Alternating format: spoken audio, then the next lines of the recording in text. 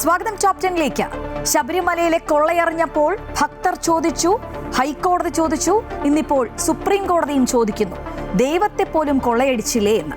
കോടതി ഇങ്ങനെ ചോദ്യങ്ങൾ ഓരോന്നായി ഉന്നയിക്കുമ്പോൾ നിയമസഭയിൽ പരസ്പരം പാരഡി പാടിയും സഭ സ്തംഭിപ്പിച്ചു മുന്നോട്ടു പോവുകയാണ് പ്രതിപക്ഷവും ഭരണപക്ഷവും. മറുവശത്ത് ശക്തമായ കരുക്കൾ നീക്കുകയാണ് SIT.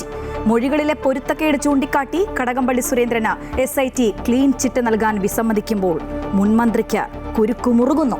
ഇന്നത്തെ വാർത്തകൾ സമഗ്രമായി നോക്കാം. ആദ്യം 10 പ്രധാന വാർത്തകളിലേക്ക്.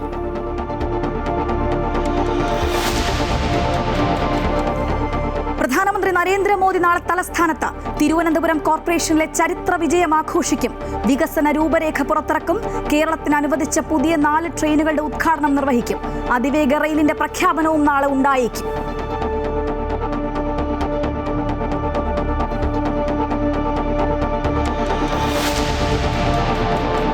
നിർണായക നീക്കവുമായി BJP 2020 NDAയിലേക്ക് വാർത്താസമ്മേളനം നടത്തി രാജീവ് ചന്ദ്രശേഖറും സാബു M. ജേക്കബും. നാളെ മോദിയുടെ സാന്നിധ്യത്തിൽ ഔദ്യോഗിക പ്രഖ്യാപനം. നിയമസഭാ തെരഞ്ഞെടുപ്പിൽ വലിയ മാറ്റമുണ്ടാകുമെന്ന് രാജീവ് ചന്ദ്രശേഖർ. 2020യെ നശിപ്പിക്കാൻ ഇടതു വലതു മുന്നണികൾ ഒന്നിച്ചുവെന്ന് സാബു ജേക്കബ്. കച്ചവട താൽപര്യമെന്ന് CPM-ഉം കോൺഗ്രസും.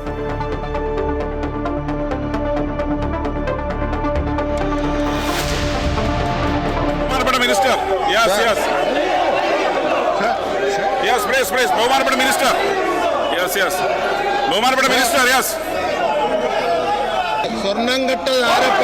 കോൺഗ്രസ് ആണ് അയ്യപ്പ. സ്വർണം കെട്ടത് ആരാണ്? കോൺഗ്രസ് ആണ് അയ്യപ്പ. ശബരിമല സ്വർണ്ണക്കൊള്ളയിൽ ഭരണ പ്രതിപക്ഷ പ്രതിഷേധം. സഭ സ്തംഭിപ്പിച്ച് പ്രതിപക്ഷം. ദേവസ്വം മന്ത്രി രാജിവെക്കണമെന്ന് VD സതീശൻ. ചർച്ചയ്ക്ക് പ്രതിപക്ഷത്തിന് ഭയമെന്ന് മന്ത്രി MP രാജേഷ്. ചൊവ്വാഴ്ച സഭ വീണ്ടും ചേരും. യൂത്ത് കോൺഗ്രസിന്റെ നിയമസഭാ മാർച്ചിൽ സംഘർഷം.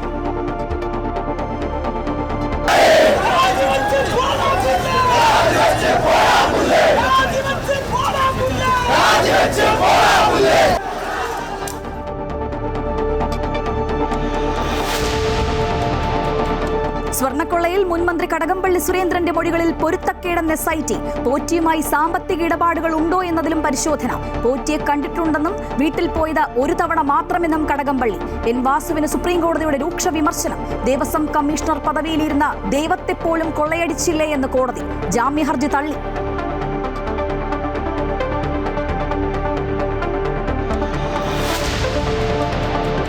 നിയമസഭാ തെരഞ്ഞെടുപ്പിനുള്ള ഉഭയകക്ഷി ചർച്ചകൾ തുടങ്ങി UDF. മുസ്ലിം ലീഗ് 27 സീറ്റിലും കേരള കോൺഗ്രസ് ജോസഫ് വിഭാഗം 10 സീറ്റിലും മത്സരിക്കും. സീറ്റുകൾ വച്ചുമാറാനുള്ള നീക്കവും സജീവം. ലീഗിന്റെ തിരുവമ്പാടി, ഗുരുവായൂർ സീറ്റുകളും കേരള കോൺഗ്രസിന്റെ ഏറ്റുമാനൂർ, ഇടുക്കി സീറ്റുകളും ചർച്ചയിൽ. ലത്തീൻ രൂപതാ ബിഷപ്പ് ഡോക്ടർ ആന്റണി കാട്ടിപ്പറമ്പിലുമായി കൂടിക്കാഴ്ച നടത്തി ജോസ് കെ മാണി.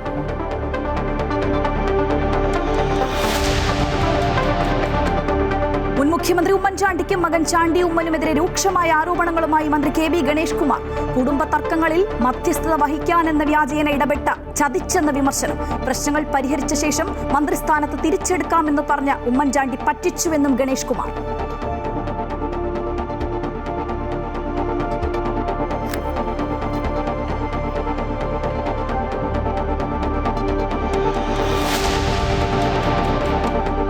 ജമ്മുവിൽ സൈനിക വാഹനം അപകടത്തിൽപ്പെട്ടു. 10 സൈനികർക്ക് വീരമൃത്യു. അപകടം ദോഡ ജില്ലയിലെ 200 അടിയോളം താഴ്ചയുള്ള കൊക്കയിലേക്ക് വീണ്. മറിഞ്ഞത് ബുള്ളറ്റ് പ്രൂഫ് വാഹനം.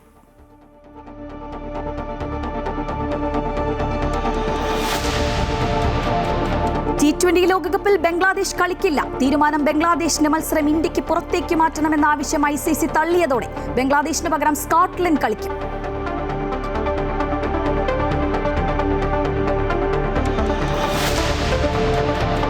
കണ്ണൂരിൽ 1.5 വയസ്സുള്ള മകനെ കടലിൽ എറിഞ്ഞു കൊന്ന കേസിൽ അമ്മ ശരണ്യയ്ക്ക് ജീവപര്യന്തം.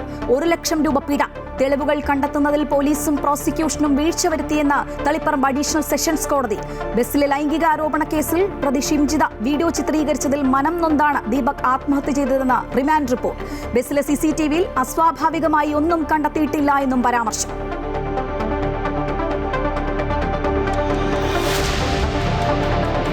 Story of the day. സാമൂഹിക സേവനത്തിന്റെ നല്ല പാഠം.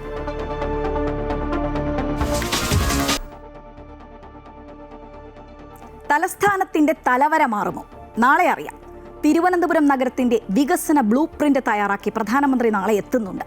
മേയർ വി രാജേഷിന് കൈമാറുന്ന ഈ രൂപരേഖയിൽ തലസ്ഥാന മെട്രോ മുതൽ വിഴിഞ്ഞം തുറമുഖത്തിന്റെ അനുബന്ധ വികസനം വരെ ഉണ്ടാകുമെന്നാണ് സൂചന. അതിവേഗ റെയിൽപാതയുടെ പ്രഖ്യാപനവും ഉണ്ടായേക്കും. വിശദമായ പദ്ധതി രേഖ തയ്യാറാക്കാൻ DMRCയെ ചുമതലപ്പെടുത്തിയിട്ടുണ്ട് എന്നൊക്കെയാണ് വിവരങ്ങൾ പുറത്തുവരുന്നത്. കേരളത്തിന് അനുവദിച്ച പുതിയ 4 ട്രെയിനുകളുടെ ഉദ്ഘാടനവും മോദി നിർവഹിക്കും. സംസ്ഥാന സർക്കാരിന്റെ സിൽവർ ലൈൻ പദ്ധതി എങ്ങുമെത്താതെ തുടരുന്നതിനിടയിലാണ് സംസ്ഥാനത്ത് അതിവേഗ റെയിൽ പദ്ധതിയുടെ പ്രഖ്യാപനം പ്രധാനമന്ത്രി നടത്താൻ പോകുന്നത്. Thiruvananthapuram Kannur 450 kilometre standard gauge അതിവേഗ പാതയാകും നാളെ നടക്കുന്ന റെയിൽവേയുടെ പരിപാടിയിൽ പ്രഖ്യാപിക്കുക. മണിക്കൂറിൽ 200 കിലോമീറ്റർ വേഗതയിൽ സഞ്ചരിക്കാൻ കഴിയുന്ന പാതയുടെ നിർമ്മാണത്തിന് 1 ലക്ഷം കോടി രൂപയാണ് ചെലവ് പ്രതീക്ഷിക്കുന്നത്. രാവിലെ 10:30 പുത്തരിക്കണ്ടത്തെ മൈതാനിയിൽ നടക്കുന്ന റെയിൽവേയുടെ ഔദ്യോഗിക പരിപാടിയിൽ കേരളത്തിനായി അനുവദിച്ച 4 അമൃത് ഭാരത് എക്സ്പ്രസ് ട്രെയിനുകളുടെ ഫ്ളാഗ് ഓഫ് പ്രധാനമന്ത്രി നിർവഹിക്കും. തുടർന്ന് ഇന്നവേഷൻ ടെക്നോളജി ആൻഡ് ഓൺട്രപ്രണർഷിപ്പ് ഹബിന്റെ തറക്കല്ലിടിയിൽ നടത്തും. ഇതിനുശേഷം കോർപ്പറേഷന്റെ വികസന രേഖയുടെ പ്രകാശനത്തിനായി സമീപത്തെ പാർട്ടി വേദിയിലേക്ക് പ്രധാനമന്ത്രി എത്തും. പ്രധാനമന്ത്രിയുടെ സന്ദർശനവുമായി ബന്ധപ്പെട്ട് നഗരത്തിൽ ഗതാഗത ക്രമീകരണവും കനത്ത സുരക്ഷയും ഏർപ്പെടുത്തിയിട്ടുണ്ട്. 2 പരിപാടികളിൽ പങ്കെടുക്കുന്ന പ്രധാനമന്ത്രി ഉച്ചയോടെ തിരികെ മടങ്ങും. അമൃത ന്യൂസ്, തിരുവനന്തപുരം.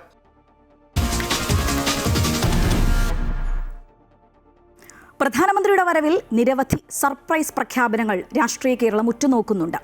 അതിനു മുൻപ് തന്നെ ഒരു സർപ്രൈസ് നൽകുകയാണ് BJP. നിയമസഭാ തെരഞ്ഞെടുപ്പിന് നാളുകൾ മാത്രം ബാക്കി നിൽക്കെ സാബു എം ജേക്കബിന്റെ 2020 NDAയിലേക്ക് എൻട്രി നൽകിയായിരുന്നു ആ നിർണായക നീക്കം. നാളെ പ്രധാനമന്ത്രി തലസ്ഥാനത്തെത്തുമ്പോൾ ഔദ്യോഗികമായി മുന്നണിയിൽ ചേരും. തങ്ങൾക്കിട്ട് പണിയാനൊന്നിച്ച ഇടതു വലതു മുന്നണികൾക്കുള്ള മറുപടിയാണ് ഈ എൻട്രി എന്നായിരുന്നു സാബു എം ജേക്കബിന്റെ പ്രതികരണം.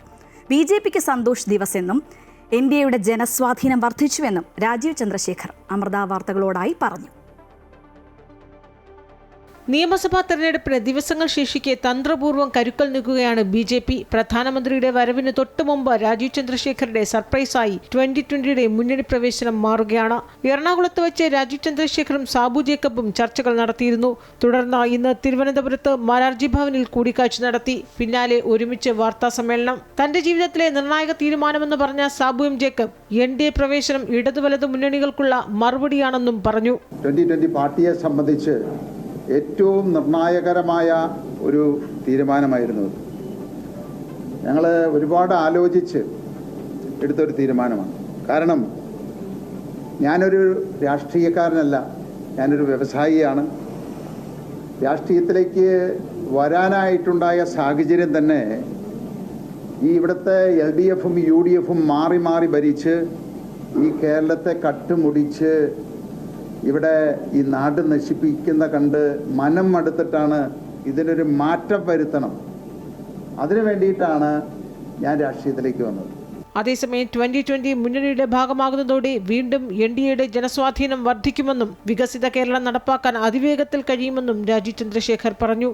ഈ വികസന രാഷ്ട്രീയം, വികസിത കേരളം എന്ന ലക്ഷ്യം ജനങ്ങളുടെ പിന്തുണ ഞങ്ങൾക്ക് കിട്ടുന്നുണ്ട്, കിട്ടാൻ പോകുന്നുണ്ട്. അതുപോലെ തന്നെ മറ്റ് രാഷ്ട്രീയക്കാരന് ആ വികസന കാഴ്ചപ്പാടിൻ്റെ പിന്തുണ കിട്ടും. കഴിഞ്ഞ 3 ദിവസം മുമ്പേ എസ് രാജേന്ദ്രൻ ജി NDAയിൽ ജോയിൻ ചെയ്തു, പാർട്ടിയിൽ ജോയിൻ ചെയ്തു. അതെല്ലാം എന്തുകൊണ്ട്?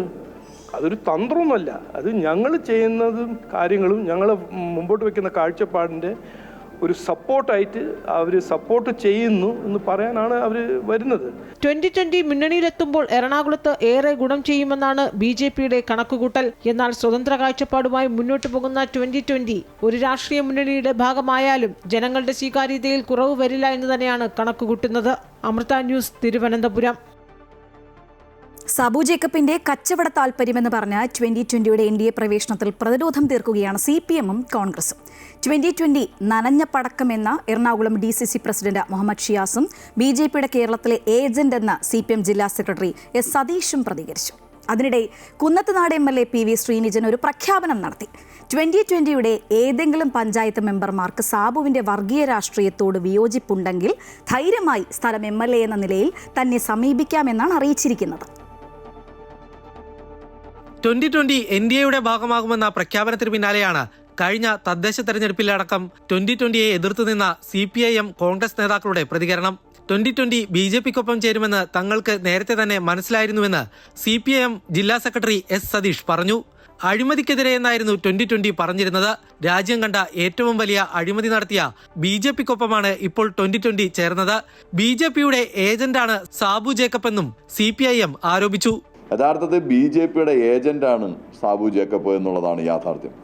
BJPക്ക് തനിച്ചു വളരാൻ കഴിയാത്ത സാഹചര്യത്തിൽ ഇത്തരത്തിലുള്ള കോർപ്പറേറ്റ് സംവിധാനങ്ങളെല്ലാം കൂടെ നിർത്തിക്കൊണ്ട് വളരാൻ കഴിയുമോ എന്ന BJPയുടെ പരീക്ഷണത്തിൻ്റെ കേരളത്തിലെ ഏജന്റായിരുന്നു സാബു ജേക്കബ് എന്നുള്ളതാണ് യാഥാർത്ഥ്യം. സാബു ജേക്കബിന്റെ കച്ചവട താൽപര്യങ്ങളാണ് BJPക്കൊപ്പം ചേരുവാനുള്ള തീരുമാനത്തിന് പിന്നിലെന്ന് DCC പ്രസിഡന്റ് മുഹമ്മദ് ഷിയാസ് ആരോപിച്ചു. കോർപ്പറേറ്റ് മുതലാളിയായ സാബുവിന് BJP തന്നെയാണ് എന്തുകൊണ്ടും ചേരുന്നത്. നിയമസഭാ തെരഞ്ഞെടുപ്പിൽ ഈ കൂട്ടുകെട്ട് ഒരു ചലനവും ഉണ്ടാക്കില്ലെന്നും DCC പ്രസിഡന്റ് പറഞ്ഞു. അപ്പോൾ സാബു ജേക്കബിന്റെ താല്പര്യം കച്ചവട താല്പര്യമായിരുന്നു. ഒരു കോർപ്പറേറ്റ് ആയിട്ടുള്ള സാബു ജേക്കബ് ഏത് തരത്തിലാണ് അദ്ദേഹം ഈ അരാഷ്ട്രീയവാദം ഉന്നയിച്ച് 2020 എന്ന് പറയുന്ന ഒരു പ്രസ്ഥാനം രൂപീകരിച്ചത്, ആ പ്രസ്ഥാനത്തെ ഇനി ജനങ്ങൾ കൈയൊഴിയുകയാണ് എന്ന് മനസ്സിലായപ്പോൾ തൻ്റെ കമ്പനിയുടെ വളർച്ചയ്ക്കും തൻ്റെ കോർപ്പറേറ്റ് വൽക്കരണത്തിനും ഒരു മാർഗം ഇനി BJP ആണ് എന്നുള്ള തിരിച്ചറിവാണ് അദ്ദേഹത്തിനുണ്ടായിരിക്കുന്നത്. ഒരു മണ്ണാങ്കട്ടില്ല, സാബുവിനൊന്നും ഒരു ഇല പോലും അനക്കാൻ പറ്റില്ല. എറണാകുളം ജില്ലയിൽ കുന്നത്തുനാടിൽ ഒരു ഇല പോലും അനക്കാൻ പറ്റില്ല. കുന്നത്തുനാട് ഐക്യ ജനാധിപത്യ മുന്നണി വരുന്ന നിയമസഭാ തെരഞ്ഞെടുപ്പിൽ ചരിത്രത്തിലെ ഏറ്റവും വലിയ ഭൂരിപക്ഷത്തിലായിരിക്കും ജയിക്കുക.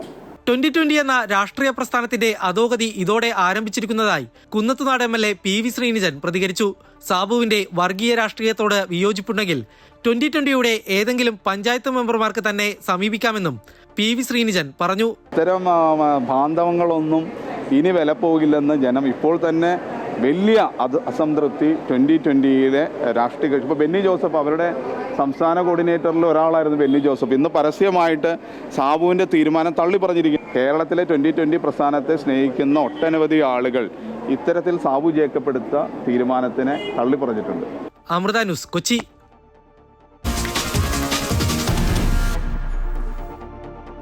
നിയമസഭയിൽ പാരഡിപ്പോര്. സ്വർണം കട്ടതാരപ്പ സഖാക്കളാണ് എന്ന് പ്രതിപക്ഷവും കോൺഗ്രസ് ആണ് അയ്യപ്പ എന്ന് പാടി മന്ത്രി വി ശിവൻകുട്ടിയും പരസ്പരം ഏറ്റുമുട്ടി. ദേവസ്വം മന്ത്രിയുടെ രാജി പ്രതിപക്ഷം ഉന്നയിച്ചപ്പോൾ സോണിയാഗാന്ധി അറസ്റ്റ് ചെയ്യണമെന്നായിരുന്നു ഭരണപക്ഷത്തിന്റെ ആവശ്യം. സ്വർണ്ണക്കൊള്ളയിൽ അങ്ങനെ ഇന്ന് നിയമസഭ സ്തംഭിച്ചു. ചരമോപചാരത്തിന് ശേഷം നടപടിക്രമങ്ങളിലേക്ക് കടന്നപ്പോൾ തന്നെ പ്ലക്കാർഡുകൾ ഉയർത്തി പ്രതിഷേധവുമായി പ്രതിപക്ഷം രംഗത്തു വന്നു. അടിയന്തര പ്രമേയത്തിന് നോട്ടീസ് നൽകാതെ ദേവസ്വം മന്ത്രിയുടെ രാജി ഉൾപ്പെടെ വിഷയം നേരിട്ടുന്നയിക്കുകയായിരുന്നു പ്രതിപക്ഷം. എന്നാൽ റൂൾ 50 പ്രകാരം നോട്ടീസ് നൽകാമെന്ന് സ്പീക്കർ ആവശ്യപ്പെട്ടെങ്കിലും പ്രതിപക്ഷം തയ്യാറായില്ല. 2024-25 കാലത്ത് ഗുരുതരമായ ക്രമക്കേടുകൾ ഹൈക്കോടതി കണ്ടെത്തിയ സാഹചര്യത്തിൽ അതിൻ്റെ ഉത്തരവാദിത്വം ഏറ്റെടുത്തുകൊണ്ട് ബഹുമാനപ്പെട്ട ദേവസ്വം മന്ത്രി രാജിവെക്കണമെന്നും SITയുടെ മീതെ മുഖ്യമന്ത്രിയുടെ ഓഫീസിന്മേലുള്ള സമ്മർദ്ദം അവസാനിപ്പിക്കണം എന്നാവശ്യപ്പെട്ടുകൊണ്ട് ഞങ്ങൾ സമരത്തിലാണ് എന്ന വിവരം ഞങ്ങൾ അങ്ങയെ അറിയിക്കുന്നു. സാർ, ഞങ്ങൾക്ക് സഭാ നടപടികളുമായി ഞങ്ങൾക്ക് സഹകരിക്കാൻ ബുദ്ധിമുട്ടുണ്ട്. പിന്നെ കണ്ടത് സഭാതലം പ്രക്ഷുബ്ധമാവുന്ന രംഗങ്ങൾ. പ്രതിപക്ഷം നടുത്തളത്തിലിറങ്ങി പ്രതിഷേധിച്ചു. രൂക്ഷമായ വാക്പോരായി.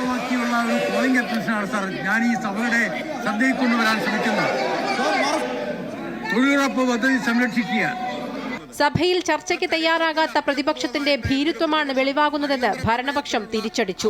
പോറ്റിയെ കയറ്റിയത് ആരെന്ന് അടൂർ പ്രകാശിനോട് ചോദിക്കണമെന്ന് മന്ത്രി MB രാജേഷ്. അടിയന്തര പ്രമേയ നോട്ടീസ് കൊണ്ടുവന്നാൽ ചർച്ച ചെയ്യുമെന്ന ഭയമാണ്. ആ ചർച്ച ഒഴിവാക്കാൻ വേണ്ടിയാണ് വെള്ളിലേക്ക് ഇറക്കിയിട്ടുള്ളത്, പ്ലക്കാർഡുമായിട്ട് നാടകത്തിന് ഇറക്കിയിട്ടുള്ളത്. ഇത് ഈ നാട് മുഴുവൻ കാണും. ആത്മവിശ്വാസവും ധൈര്യവും ഉണ്ടെങ്കിൽ റൂൾ 50 പ്രകാരം ചർച്ചയ്ക്ക് തയ്യാറാവുകയല്ലേ ചെയ്യേണ്ടത്. സ്വർണം കട്ടത് ആരപ്പ പാരഡി ഗാനം പരസ്പര ആരോപണ പ്രത്യാരോപണങ്ങളുമായി ഇരുപക്ഷവും പാടി. സ്വർണം കട്ടത് ആരപ്പ, കോൺഗ്രസ് ആണ് അയ്യപ്പ. ആരപ്പ, കോൺഗ്രസ് ആണ് അയ്യപ്പ. പ്രതിപക്ഷത്തിന് സഭ നടക്കാതിരിക്കണമെന്നാണ് ആവശ്യമെന്നും നാളത്തെ നടപടിക്രമങ്ങൾ മാറ്റിവെച്ച് സഭ പിരിയണമെന്നും മുഖ്യമന്ത്രി ആവശ്യപ്പെട്ടു. തുടർന്ന് സഭ ചൊവ്വാഴ്ചത്തേക്ക് പിരിഞ്ഞതായി സ്പീക്കർ അറിയിച്ചു. പിന്നെ കണ്ടത് നാടകീയ രംഗങ്ങൾ. പ്രതിപക്ഷത്തിന് ഭീരുത്വമെന്നാരോപിച്ച് ഭരണപക്ഷ അംഗങ്ങൾ മുദ്രാവാക്യങ്ങളുമായി പുറത്തേക്കിറങ്ങി.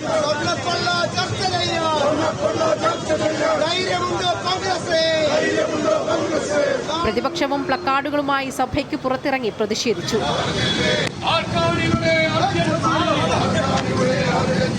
അമൃത ന്യൂസ്, തിരുവനന്തപുരം.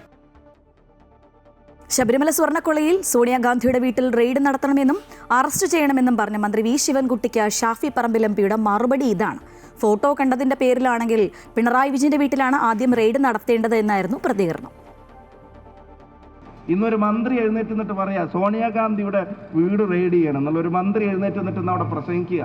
അങ്ങനെ ഇനി ഫോട്ടോ കണ്ടതിന്റെ പേരിലാണെങ്കിൽ പിണറായി വിജയന്റെ വീട് അങ്ങ് റെയ്ഡ് ചെയ്തോട്ടെ, എളുപ്പമുണ്ടല്ലോ, അത്ര ദൂരെ പോകാൻ വേണ്ടി കാത്തുക്കണ്ടല്ലോ. ഫോട്ടോ ഒപ്പം കണ്ടതിന്റെ പേരിലാണെങ്കിൽ, ഫോട്ടോ ഉള്ളതിന്റെ പേരിലല്ല കോൺഗ്രസ് ഇത് പറയുന്നത്. ഈ കൊള്ളയിലെ ഇൻവോൾവ്മെന്റിന്റെ പേരിലാണ്, അതിന്റെ പങ്കാളിത്തത്തിന്റെ പേരിലാണ് മുൻ മന്ത്രിക്കും ഇപ്പോഴത്തെ ദേവസ്വം മന്ത്രിക്കും ഇതിന് മുമ്പത്തെ ദേവസ്വം ബോർഡ് പ്രസിഡന്റ് ഉൾപ്പെടെയുള്ള ആളുകൾക്കെതിരെ നടപടി എടുക്കണമെന്ന് കോൺഗ്രസ് ഇവിടെ പറയുന്നത്, UDF ഇവിടെ പറയുന്നത്. ശബരിമല സ്വർണ്ണക്കൊള്ളയിൽ സർക്കാരിനെതിരായി യൂത്ത് കോൺഗ്രസ് പ്രതിഷേധ മാർച്ച് കലാശിച്ചത് സംഘർഷത്തിൽ. നിരന്തരം കല്ലേറുണ്ടായതോടെ പോലീസ് കണ്ണീർവാതകം പ്രയോഗിച്ചു. ഇതിൽ ഒട്ടേറെ പ്രവർത്തകർക്ക് ശാരീരിക അസ്വാസ്ഥ്യമുണ്ടായി. ഇവരെ ആംബുലൻസുകളിലും പോലീസ് വാഹനത്തിലും ആശുപത്രിയിലേക്ക് മാറ്റി. ദേവസ്വം മന്ത്രിയുടെ രാജി ആവശ്യപ്പെട്ട് നടന്ന മാർച്ചിൽ മുഖ്യമന്ത്രിയുടെ കോലവും കത്തിച്ചു. Youth Congress president OJ Janeesh, Abin Varkey എന്നിവരുടെ നേതൃത്വത്തിലാണ് മാർച്ച് സംഘടിപ്പിച്ചത്.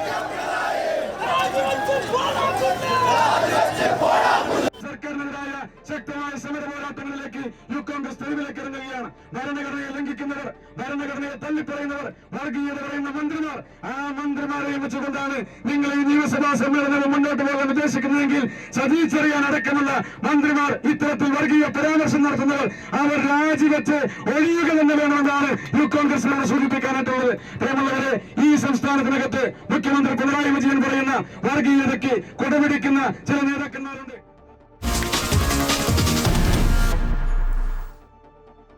ഉണ്ണികൃഷ്ണൻ പോറ്റിയുമായുള്ള ബന്ധത്തിൽ വ്യക്തത വരുത്താൻ ശ്രമിച്ചിട്ടും കടകംപള്ളി സുരേന്ദ്രന് SIT ക്ലീൻ ചിറ്റ് നൽകുന്നില്ല.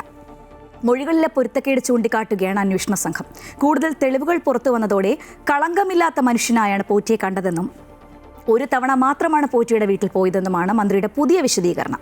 പോറ്റിയും കടകംപള്ളിയും തമ്മിലുള്ള കൂടിക്കാഴ്ചകളെക്കുറിച്ചും സാമ്പത്തിക ഇടപാടുകൾ ഉണ്ടോ എന്നതിലും വിശദമായ പരിശോധന തുടങ്ങിയിട്ടുണ്ട്. വീണ്ടും ചോദ്യം ചെയ്യാനും സാധ്യതയുണ്ട്. ശബരിമല സ്വർണ്ണക്കടത്ത് കേസിൽ മുൻ ദേവസ്വം മന്ത്രി കടകംപള്ളി സുരേന്ദ്രന്റെ ഉണ്ണികൃഷ്ണൻ പോറ്റിയുമായുള്ള ബന്ധം സംബന്ധിച്ച് നൽകിയ മൊഴികളിലാണ് SIT പൊരുത്തക്കേടുകൾ സംശയിക്കുന്നത്. ശബരിമലയിലെ സ്പോൺസറും ഭക്തനും എന്ന നിലയിൽ ഉണ്ണികൃഷ്ണൻ പോറ്റിയെ അറിയാമെന്നും വ്യക്തിപരമായ യാതൊരു ബന്ധവും ഉണ്ണികൃഷ്ണൻ പോറ്റിയുമായി ഇല്ലെന്നുമായിരുന്നു മന്ത്രി കടകംപള്ളി സുരേന്ദ്രന്റെ ആദ്യ പ്രതികരണം. അതേസമയം കടകംപള്ളി സുരേന്ദ്രനും ഉണ്ണികൃഷ്ണൻ പോറ്റിയുടെ വീട്ടിൽ നിൽക്കുന്ന ചിത്രം പുറത്തു വന്നതോടെയാണ് കടകംപള്ളി സുരേന്ദ്രൻ നിലപാട് മാറ്റിയത്. ഇക്കാര്യത്തിൽ പുതിയ വിശദീകരണമാണ് മുൻ മന്ത്രി നൽകിയത്. പോറ്റിയുടെ വീട്ടിൽ പോയത് കുട്ടിയുടെ ചടങ്ങിൽ പങ്കെടുക്കാനല്ലെന്നും പിതാവിന്റെ ചടങ്ങുമായി ബന്ധപ്പെട്ടാണെന്നും കടകംപള്ളി പറഞ്ഞു.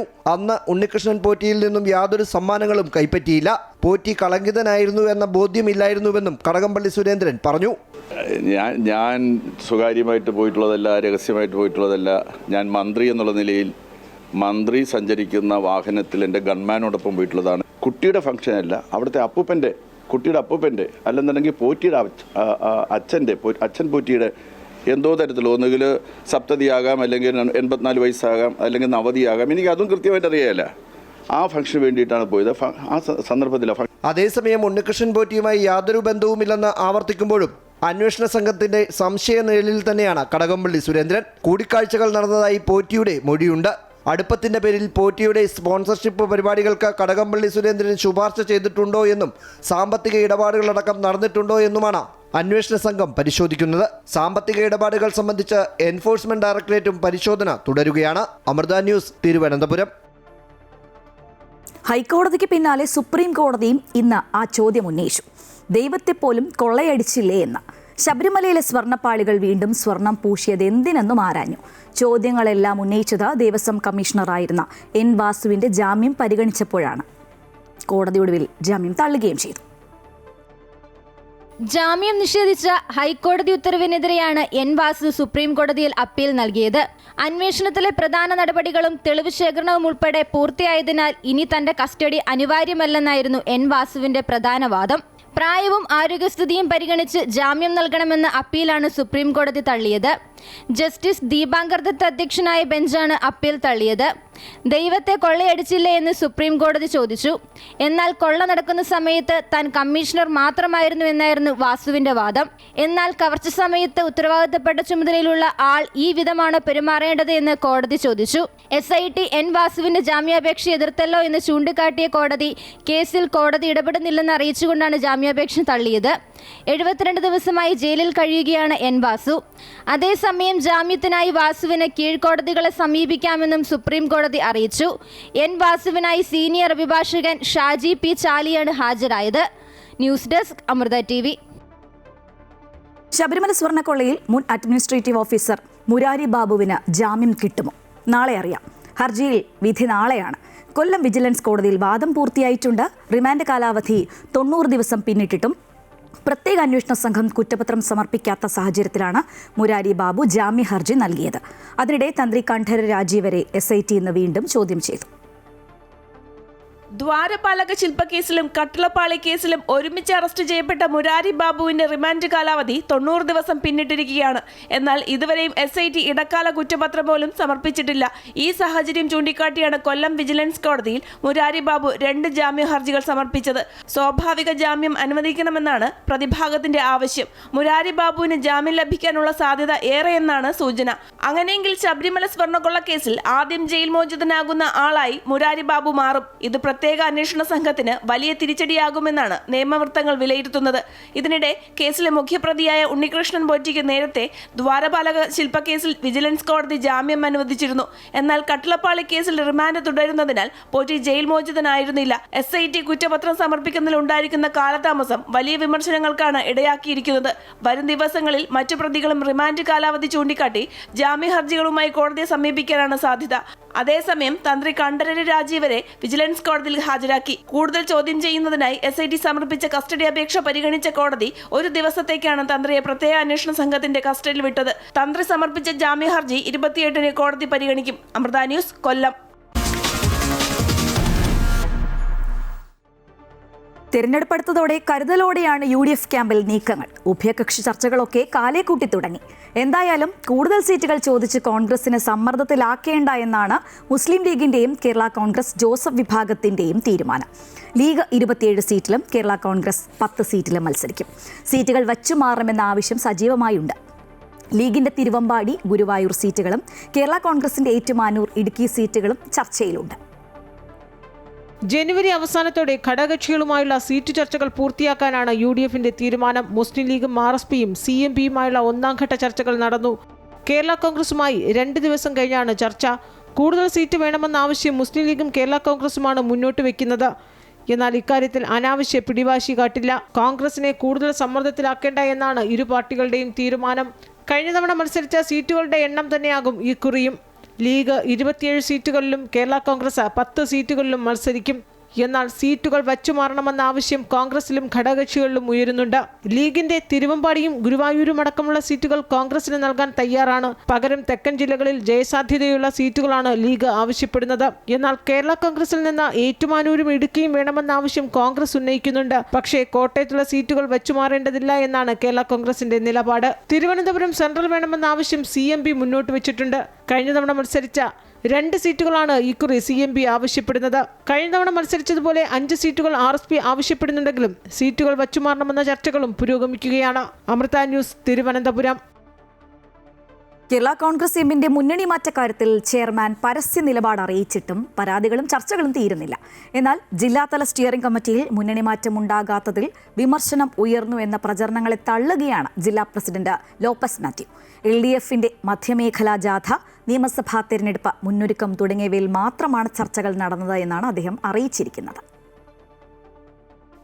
കേരള കോൺഗ്രസ് എം LDF വിടാതിരുന്നതിനെതിരെ ഇന്നലെ നടന്ന കോട്ടയം ജില്ലാ സ്റ്റിയറിംഗ് കമ്മിറ്റിയിൽ വിമർശനം ഉയർന്നതായി ഇന്നും വാർത്തകൾ പുറത്തുവന്നതിനെ തുടർന്നാണ് വിശദീകരണവുമായി ജില്ലാ പ്രസിഡന്റ് രംഗത്തെത്തിയത്.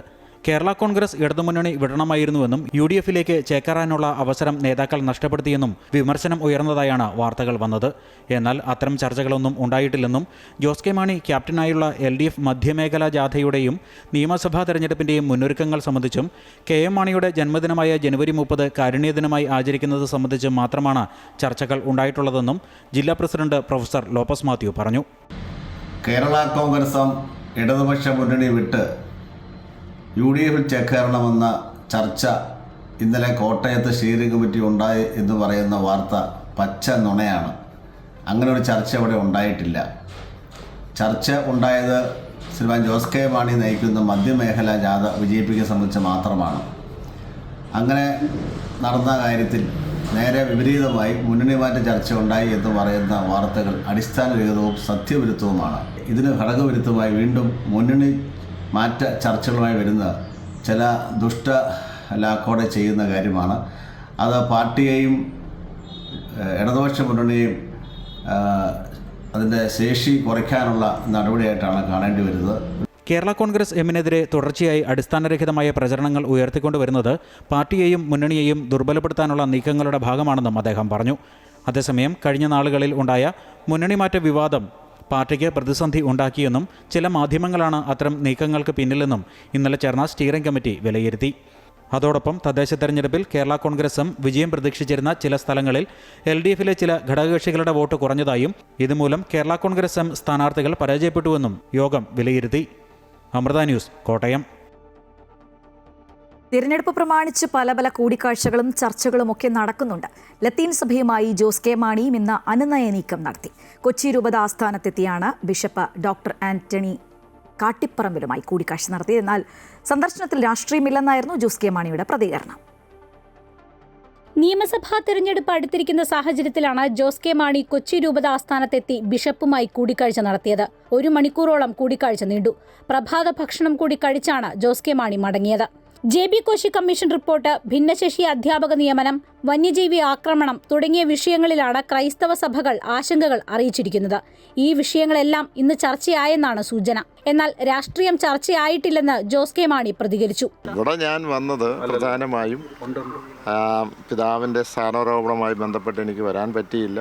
അതുകൊണ്ട് ഒരു സ്വകാര്യ വിസിറ്റ് എന്ന് മാത്രമേ ഉള്ളൂ. അല്ലാതെ അതിൻ്റെ അപ്പുറത്തൊന്നുമില്ല. എല്ലാ സ്ഥലങ്ങളിലും ഇപ്പോൾ ഈ പറഞ്ഞ പോലെ പോകും, കാണും. അതുമായിട്ട് അത് ഈ പറഞ്ഞ രാഷ്ട്രീയമായി ബന്ധപ്പെടുത്തേണ്ട ഒരു കാര്യമില്ല. ഞാൻ ഈ പറഞ്ഞ മധ്യ കേരള യാത്രയിൽ ഞാനായിരിക്കും അതിനകത്ത് ക്യാപ്റ്റനായിട്ട് അല്ലെങ്കിൽ അത് ലീഡ് ചെയ്ത് പോകുന്നത്. കേരള കോൺഗ്രസ് എം UDFിലേക്ക് പോകുന്നുവെന്ന തരത്തിലുള്ള വാർത്തകൾക്ക് പിന്നാലെ അതിന് സഭകൾ സമ്മർദ്ദം ചെലുത്തുന്നുവെന്ന അഭ്യൂഹങ്ങളും പുറത്തു വന്നിരുന്നു. എന്നാൽ LDF പക്ഷത്ത് ഉറച്ചു നിൽക്കുന്നുവെന്നായിരുന്നു ജോസ് കെ മാണിയുടെ നിലപാട്.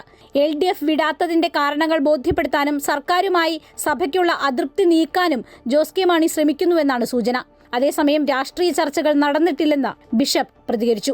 അദ്ദേഹത്തിന് എനിക്കും സമയം കിട്ടിയില്ല ഒരുമിച്ച് കാണാനായിട്ടുള്ള എൻ്റെ കോൺസെൻട്രേഷനുമായിട്ട് ബന്ധപ്പെട്ട് വരാൻ ശ്രമിച്ചു. അപ്പോൾ ഞാനിവിടെ എബ്രോഡായിരുന്നു, ഔട്ട് ഓഫ് സ്റ്റേഷനായിരുന്നു. അപ്പോൾ അതുകൊണ്ട് ഇപ്പോൾ ജസ്റ്റ് ഒരു വിസിറ്റ് നടത്തി, അത്രേ ഉള്ളൂ. രാഷ്ട്രീയമായിട്ടുള്ള ഒരു കാര്യം ഞങ്ങൾ സംസാരിച്ചില്ല. മധ്യ കേരളത്തിൽ സഭാ വോട്ടുകൾ കേരള കോൺഗ്രസ് എമ്മിന് നിർണായകമാണ്. തെരഞ്ഞെടുപ്പിന് മുന്നോടിയായുള്ള തിരക്കിട്ട ചർച്ചകളാണ് പുരോഗമിക്കുന്നത്. അമൃത ന്യൂസ്, കൊച്ചി.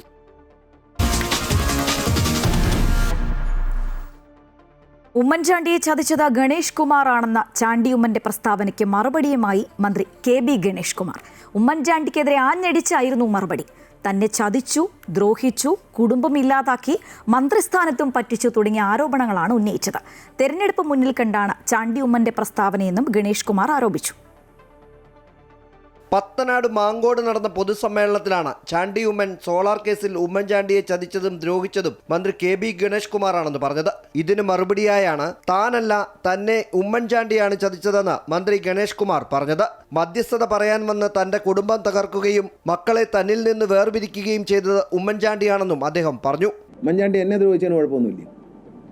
എൻ്റെ കുടുംബം തകർത്തി എൻ്റെ സർവ്വതും പിടിച്ചു വാങ്ങിച്ച് എൻ്റെ മക്കളെ എന്നെയും വേർപെടുത്തി വിടാൻ മധ്യസ്ഥ വഹിച്ച ഉമ്മൻചാണ്ടി ആ മര്യാദകേടിന് മറുപടി പറയണ്ടെന്ന് വിചാരിച്ച വായിൽ വിരലിട്ടാൽ കടിക്കാത്ത ആരുമില്ല. കേസിൽ ഉമ്മൻചാണ്ടിക്ക് അനുകൂലമായി മൊഴി നൽകിയ ആളാണ് താൻ. ഗാർഹിക പീഡനത്തിന്റെ പേരിൽ തന്നെ കൊണ്ട് വനമന്ത്രിസ്ഥാനം രാജിവെപ്പിച്ചു. കേസിൽ നിന്ന് മുക്തനാകുമ്പോൾ മന്ത്രിസ്ഥാനം തിരികെ നൽകാമെന്ന ധാരണയുണ്ടായെങ്കിലും നൽകിയില്ല. ചാണ്ടി ഉമ്മൻ തനിക്കെതിരെ നടത്തിയ ആരോപണം തെരഞ്ഞെടുപ്പ് മുന്നിൽ കണ്ടാണെന്നും മന്ത്രി ഗണേഷ് കുമാർ പറഞ്ഞു. നീതിമാനായ ദൈവത്തിൻ്റെ വിശ്വാസിക്കുന്നവൻ നീതികേട് കാണിച്ചാൽ അവനെ ദൈവം ശിക്ഷിക്കുമെന്നാണ്. അത് രണ്ടും എടുത്തു വെച്ച് വായിച്ചേച്ച് അറിയാത്ത കാര്യങ്ങൾ പറയാം.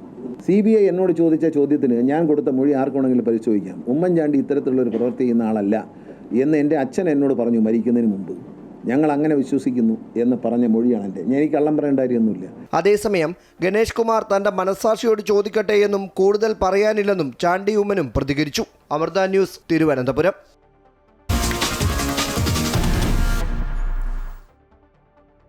ജമ്മുവിലെ ദോഡ ജില്ലയിൽ സൈനിക വാഹനം കൊക്കയിലേക്ക് മറിഞ്ഞ് 10 സൈനികർക്ക് വീരമൃത്യു. ഖനി എന്ന സ്ഥലത്ത് വെച്ച് സൈനിക വാഹനം 200 അടി താഴ്ചയുള്ള കൊക്കയിലേക്ക് മറിയുകയായിരുന്നു. 17 സൈനികരാണ് വാഹനത്തിലുണ്ടായിരുന്നത്. പരിക്കേറ്റ സൈനികരെ ഉധംപൂരിലെ ആശുപത്രിയിലേക്ക് മാറ്റി. ഉയർന്ന പ്രദേശങ്ങളിലേക്കുള്ള ഡ്യൂട്ടി മാറ്റത്തിന്റെ ഭാഗമായി പോവുകയായിരുന്നു സൈനികർ. ഡ്രൈവർക്ക് വാഹനത്തിന്റെ നിയന്ത്രണം നഷ്ടപ്പെട്ടതാണ് അപകടത്തിന് കാരണം എന്നാണ് സൂചന.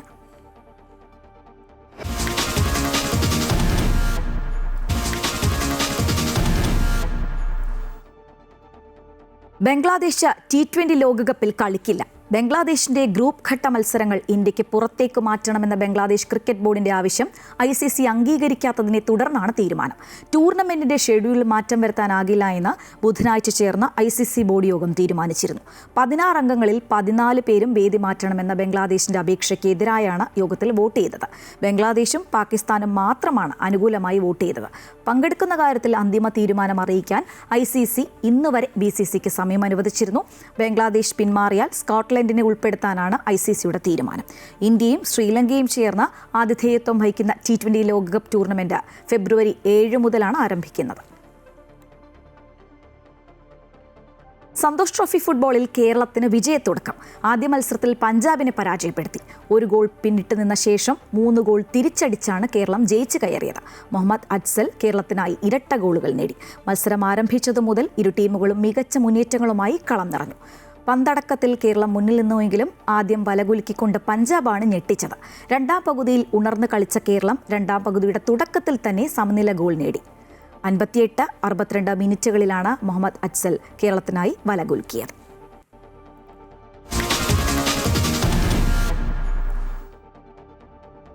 ലൈംഗികാരോപണത്തെ തുടർന്ന് കോഴിക്കോട് യുവാവ് ജീവനൊടുക്കിയ സംഭവത്തിൽ റിമാൻഡിലായ പ്രതി ഷിംജിതയുടെ ഫോൺ പോലീസ് കസ്റ്റഡിയിലെടുത്തു. ബസ്സിൽ വെച്ച് വീഡിയോ ചിത്രീകരിച്ച ഫോണാണ് കസ്റ്റഡിയിലെടുത്തത്. ഷിംജിത സമൂഹമാധ്യമത്തിൽ വീഡിയോ പോസ്റ്റ് ചെയ്തതും ഈ ഫോണിലൂടെയാണ്. മരിച്ച ദീപകിന്റെ കുടുംബം നൽകിയ പരാതിയിലാണ് നടപടി. നിലവിൽ ഷിംജിത മഞ്ചേരി സബ് ജയിലിലാണുള്ളത്. അതേസമയം ഷിംജിതയുടെ പരാതിയിൽ തൽക്കാലം പോലീസ് കേസെടുക്കില്ല. പ്രാഥമിക അന്വേഷണത്തിന് ശേഷം കേസെടുക്കണോ എന്ന് തീരുമാനിക്കും. ഷിംജിതയെ അറസ്റ്റ് ചെയ്തതിന് ശേഷം പരാതി നൽകിയതിൽ ദുരൂഹത സംശയിക്കുന്നു. പരാതിയിലെ ഒപ്പ് വ്യാജമാണോ എന്നും പോലീസ് സംശയിക്കുന്നുണ്ട്.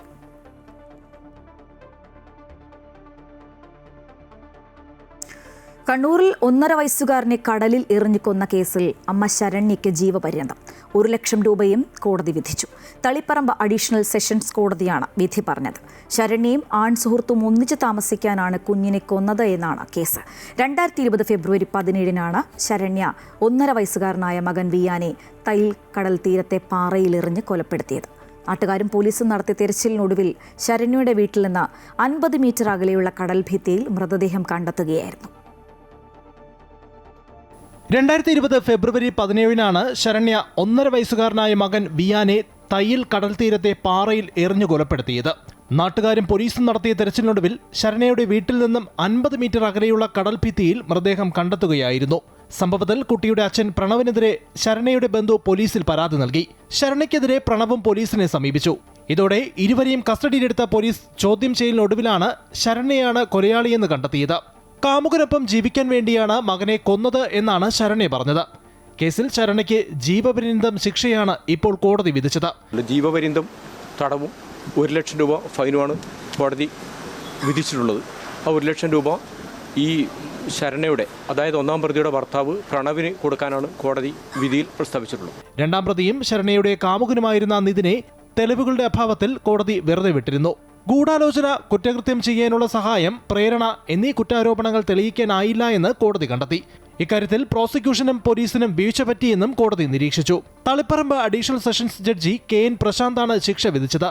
ദൃക്സാക്ഷികളില്ലാത്ത കേസിൽ സാഹചര്യ തെളിവുകൾ ഉപയോഗിച്ചാണ് കേസ് തെളിയിച്ചത്. എന്നാൽ 2-ാം പ്രതി നിതിനെതിരെ തെളിവുകൾ സ്വീകരിക്കാൻ പോലീസിനായില്ല എന്നും കോടതി വിലയിരുത്തുന്നുണ്ട്. The punishment that is awarded to a convict is always considered as a medicine to cure the tendency to commit a crime. So the court has found that there is every chance for reformation, so the sentence is not required. നേരത്തെ ശിക്ഷയെക്കുറിച്ച് എന്തെങ്കിലും പറയാനുണ്ടോ എന്ന് ശരണ്യയോട് കോടതി ചോദിച്ചപ്പോൾ 27 വയസ്സ് മാത്രമേ ആയുള്ളൂവെന്നും സഹായിക്കാൻ ആരുമില്ല എന്നും മാനസിക പിരിമുറുക്കം ഉൾപ്പെടെയുള്ള അസുഖങ്ങൾ ഉണ്ട് എന്നും കോടതി ദയ കാണിക്കണമെന്നും ശരണ്യ പറഞ്ഞിരുന്നു. അതേസമയം സമൂഹ മനസാക്ഷിക്ക് തന്നെ ഏറ്റ ആഘാതം എന്നായിരുന്നു കോടതിയുടെ വിലയിരുത്തൽ. News desk, Amrita news. മൂന്നാമത് ലൈംഗിക പീഡന കേസിൽ രാഹുൽ മാങ്കൂട്ടത്തിൽ MLAയുടെ ജാമ്യാപേക്ഷ വിധി പറയാനായി ഈ മാസം 24-ലേക്ക് മാറ്റി. ഉഭയകക്ഷി സമ്മതപ്രകാരമുള്ള ബന്ധമാണ് പരാതിക്കാരിയുമായി രാഹുലിനുള്ളത് എന്ന് പ്രതിഭാഗം വാദിച്ചു. എന്നാൽ പ്രതി തുടർച്ചയായി ലൈംഗിക കുറ്റകൃത്യങ്ങളിൽ ഏർപ്പെടുന്ന ആളാണെന്നും നിലവിൽ 3 കേസുകൾ ഉണ്ടെന്നുമായിരുന്നു പ്രോസിക്യൂഷന്റെ വാദം. രാഹുൽ മാങ്കൂട്ടത്തിന്റെ അറസ്റ്റ് നടപടിക്രമങ്ങൾ പാലിക്കാതെയാണെന്നും ഉഭയസമ്മതപ്രകാരമുള്ള ലൈംഗിക ബന്ധം മാത്രമാണ് ഇരുവർക്കും ഇടയിൽ ഉണ്ടായിട്ടുള്ളതെന്നും വിവാഹേതര ബന്ധം രാജ്യത്ത് കുറ്റകരമല്ലെന്നും പ്രതിഭാഗത്തിനു വേണ്ടി ഹാജരായ അഡ്വക്കേറ്റ് ശാസ്തമംഗലം അജിത് കോടതിയെ ധരിപ്പിച്ചു.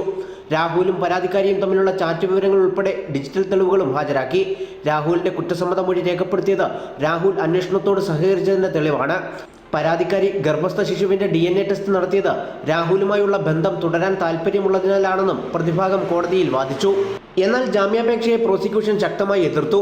രാഹുലിനെ കസ്റ്റഡിയിലെടുത്ത ഉടൻ തന്നെ അറസ്റ്റ് വിവരം വാക്കാൽ അറിയിച്ചെന്നും പരാതിക്കാരി വിദേശത്തായതിനാൽ സൂം മീറ്റിംഗിലൂടെ ഇരയുടെ മൊഴി രേഖപ്പെടുത്തേണ്ടി വന്ന സാഹചര്യവും കോടതിയെ ധരിപ്പിച്ചു. പരാതിക്കാരിയുടെ ഒപ്പ് ഡിജിറ്റലായി രേഖപ്പെടുത്തിയതിനെ തിരുവല്ല മജിസ്ട്രേറ്റ് കോടതി അംഗീകരിച്ചതും ചൂണ്ടിക്കാട്ടി. ഒരു ജനപ്രതിനിധിയോട് കുടുംബ പ്രശ്നങ്ങൾ ഉൾപ്പെടെ പറയാൻ സ്ത്രീകൾക്ക് അവകാശമുണ്ട്. വിവാഹേതര ലൈംഗിക ബന്ധം പ്രത്യേകിച്ചും ജനപ്രതിനിധികൾക്ക് പ്രോത്സാഹിപ്പിക്കാവുന്നതല്ല. പ്രതിക്ക് ജാമ്യം നൽകിയാൽ മുഴുവൻ അന്വേഷണത്തെയും പ്രതികൂലമായി ബാധിക്കുമെന്നും പ്രതി തുടർച്ചയായി ലൈംഗിക കുറ്റകൃത്യങ്ങളിൽ ഏർപ്പെടുന്ന ആളാണെന്നും നിലവിൽ 3 കേസുകളുണ്ടെന്നും പ്രോസിക്യൂഷൻ കോടതിയെ അറിയിച്ചു. ഇരുഭാഗത്തിന്റെയും വാദങ്ങൾ 1 മണിക്കൂർ വീതം സമയമെടുത്ത് വിശദമായി കേട്ട ശേഷമാണ് പത്തനംതിട്ട സെഷൻസ് കോടതി കേസ് വിധി പറയാനായി ഈ മാസം 24-ലേക്ക് മാറ്റിയത്. നിലവിൽ രാഹുൽ മാങ്കൂട്ടത്തിൽ മാവേലിക്കര സ്പെഷ്യൽ ജയിലിൽ റിമാൻഡിലാണ്. അമൃത ന്യൂസ്, പത്തനംതിട്ട.